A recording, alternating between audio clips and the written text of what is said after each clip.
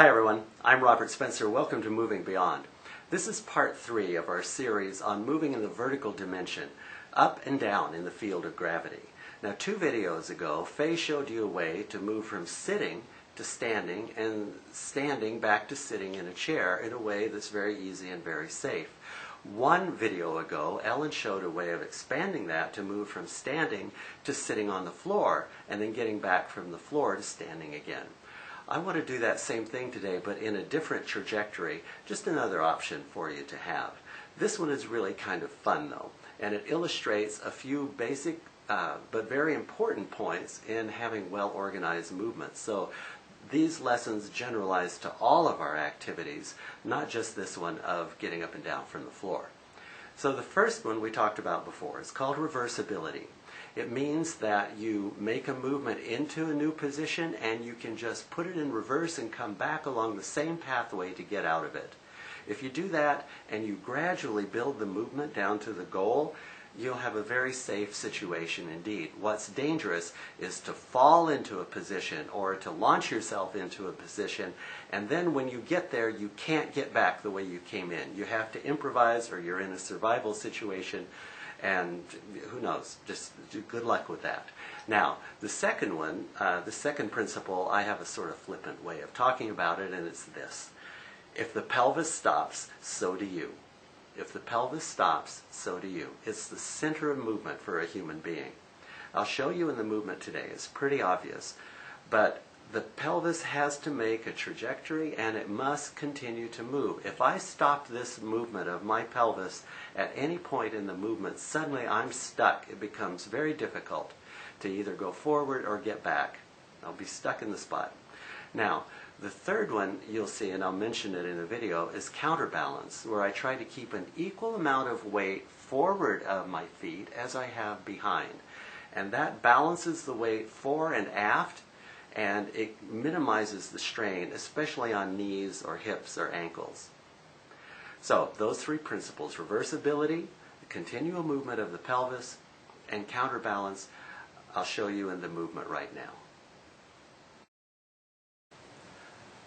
Okay, I'm going to slightly turn sideways so you can see the various dimensions of this movement. It's going to start with me picking a spot out there somewhere in front of my right foot. And I'm going to bring the palm of my left hand towards it. This is be a little easier for the camera angle. To do it that way, you can use either side you want, and in fact, we want to be able to do it both ways. So to make sure it's reversible, I just bring the palm of my hand towards that spot and then make sure I get back. Look, go there, and I can get back. Now, there are several things to notice here. Foremost of these is the movement of my pelvis. You'll see that to bring my hand, my pelvis starts to turn forward, and it starts to descend.